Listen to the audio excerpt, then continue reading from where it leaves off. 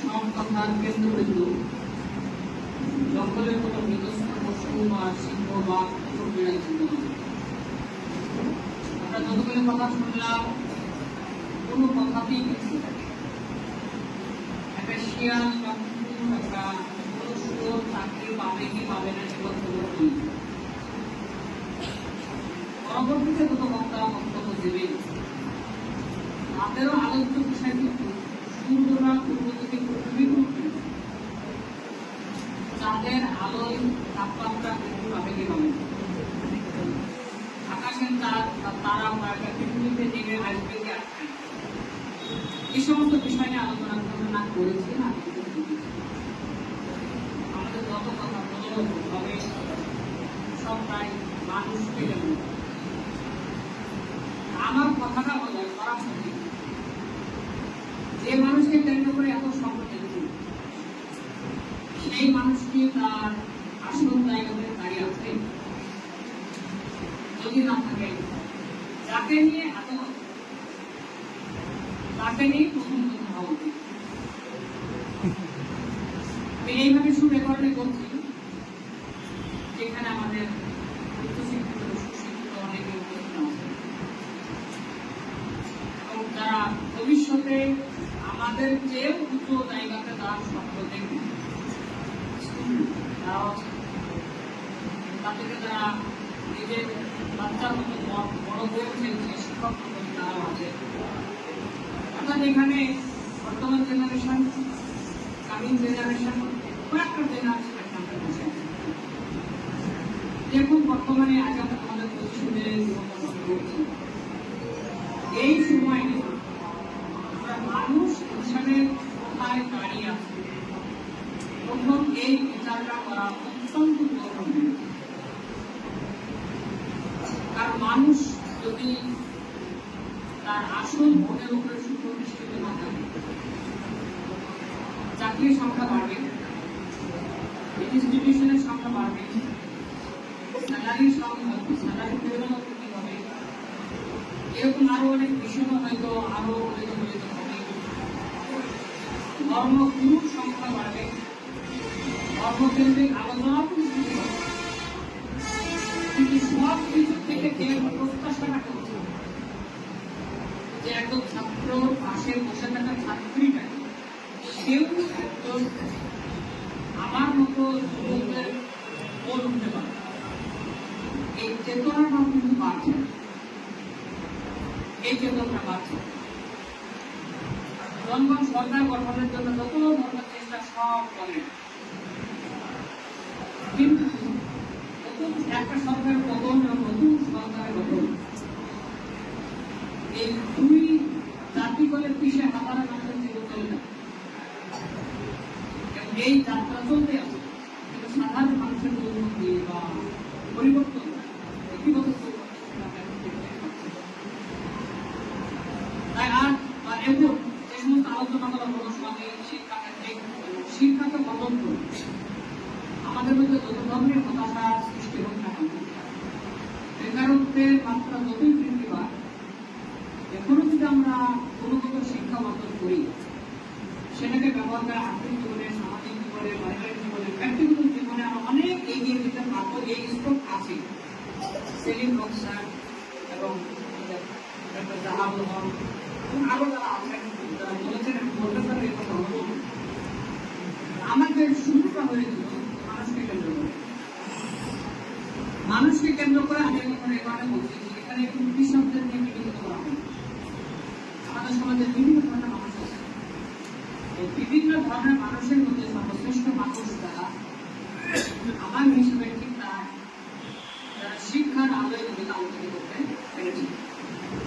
সেই পৃথিবীতে বিভিন্ন ধরনের সৃষ্টি, অসংখ্য সৃষ্টি আছে, সমস্ত সৃষ্টির মধ্যে মানুষ যেভাবে সৃষ্ট ঠিক বিভিন্ন পেশার সঙ্গে যুক্ত বিভিন্ন মনোনীত মানুষের মধ্যে শিক্ষার কোনো বলা কিন্তু তারা আমার দৃষ্টিতে সেখানে অন্য মানুষের জন্য। এখন শিক্ষা সম্পর্কে বিভিন্ন ধরনের সংজ্ঞা আমরা সেটা আমাদের আপনারা ভালো জানেন। আমার আলোচনাটা এত শিক্ষিত হওয়ার পরে এত কিছু অর্জন করার পরে ন্যাশনাল এডুকেশন পলিসি নতুন শিক্ষা নীতি সম্পর্কে আমরা বলছিল ন্যাশনাল এডুকেশন পলিসিতে বিভিন্ন ধরনের নীতি করা হচ্ছে, নতুন নতুন নীতি আনা হচ্ছে এবং সেই নীতি যখন অ্যাপ্লাই করা হবে একটা বড় ক্রাইসিস ক্রিয়েট করতে হচ্ছে। সেটা সাধারণ পরিবারের ছেলেরা যারা দেখা করে শিখছে, নতুন সিলেবাস যখনই লাগু হবে তখন সেই নতুন সিলেবাসের সঙ্গে যে সমস্ত শিক্ষক মন্ডলী আছে তাদেরকে চেঞ্জ করে নতুন শিক্ষককে আনা হবে। সেই হিসেবে ওই পুরাতন সে অসন্তোষের কারণ সে রবীন্দ্রনাথ ঠাকুর অনেক আগে করেছেন পুরাতন খাতার ওপরে নতুন করে ঢালাই দেওয়া হতো। এনইপির বিষয়টাকে এখানে আলোচনাতে রাখা হয়েছিল, ভীষণ তাদের শিক্ষকদের ক্ষেত্র তার চেয়ে বড় কথা ছাত্র নতুন এডুকেশন পলিসি চালু হওয়ার সঙ্গে সঙ্গে সিলেবাসের মধ্যে অবনতি পরিবর্তন করবে, নিত্য নতুন টেকনিক সেখানে অ্যাপ্লাই করা হবে। কিন্তু এই অ্যাপ্লাই করা যে শিক্ষক মন্ডল তাদের সবাইকে বাদ দিয়ে কি ওই ধরনের পদ্ধতিতে পড়াবেন, উপযুক্ত ট্রেনিং দিয়ে শিক্ষকদের কিন্তু প্রশিক্ষিত করা হয়েছে। মানে নতুন শিক্ষানীতি যখন লাগু হবে তো দেখবেন একটা অটোমেটিক প্রাকৃতিক ভাবে সাধারণ পরিবার থেকে যে সমস্ত ছেলেগুলো উচ্চ শিক্ষার শিক্ষিত হচ্ছিল সেই তরুণরা ধীরে ধীরে সম্পত্তি থেকে লেখা আরো স্বাধীনতা বিরাট বড় জনগোষ্ঠী কিন্তু শিক্ষার গুরুত্ব বুঝতে পেরেও শিক্ষা থেকে দূরে থেকেছেন আর্থিক সংকটের কারণে। এবার নতুন শিক্ষানীতি যখন সার্বিকভাবে অ্যাপ্লাই হবে এবার দ্বিতীয় ওয়েভ অফ সিরিয়াস ক্রাইসিস শুরু হবে তখন যখন নতুন শিক্ষানীতি ভালোবাসার সাথে শিক্ষক পুরাতন শিক্ষক মন্ডলে শিক্ষা প্রদান করতে হবে, সেখানে পুরোপুরি আঘাত আমার সেই সাধারণ পরিবারের লাগতে চলছে। এই সমস্ত বিষয়গুলো সামনে রেখে আমরা যারা শিক্ষক মন্ডল আছি, ছাত্রছাত্রী আছি, নিজের মধ্যে সেইগুলো প্রস্তুত করতে হবে। এক্ষেত্রে আমার আলোচ্য বিষয়ের সঙ্গে অপ্রাসঙ্গ না হলেও অনেকটা দূর দিয়ে হলে এটা বলতে হলে কারণ এটা কিন্তু সেখানে পড়া সেটা কিন্তু মূলত ইংরেজি ছিল যে ভারত স্বাধীনতার পর থেকে একটা বিরাট অভাব শিক্ষা ছিল, বিশেষ করে মুসলিমরা তখন তাদের অস্তিত্ব লড়াই করতে গিয়ে শিক্ষার দিকে তারা যেতে পারেনি। সেই যে একটা ক্রাইসিস ছিল, সেই ধরনের একটা ক্রাইসিস আবার আসবে, প্রায় আসে চলছে। সেই ক্রাইসিসকে ফেস করে ভারত স্বাধীন হওয়ার তখন যে পরিবেশ ছিল তখন শিক্ষা থেকে পিছিয়ে গিয়েও কিন্তু নিজের অস্তিত্ব কিন্তু রাখা গিয়েছে কিছুটা।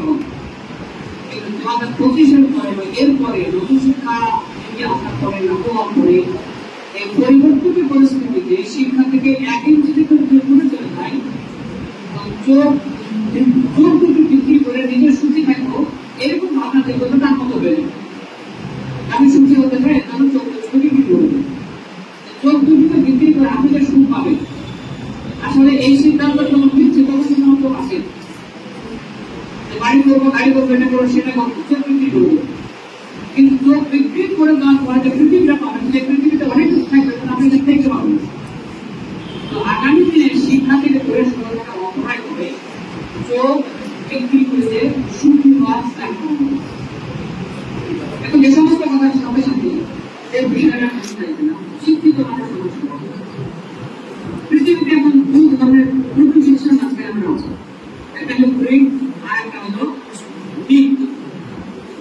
আজকে পৃথিবীকে খুব সুকৌশল প্রতিটা বাচ্চা থেকে শুরু করে প্রত্যেকটা ব্যক্তিকে রোধী বানানো হচ্ছে, প্রয়োজন অনুসারে কোন উপাদান ব্যবহার করবে এইরকম সুপ্রশিক্ষের মধ্যে দেওয়া হচ্ছে না। আজকে পৃথিবীটা চলছে grid based approach, need based approach.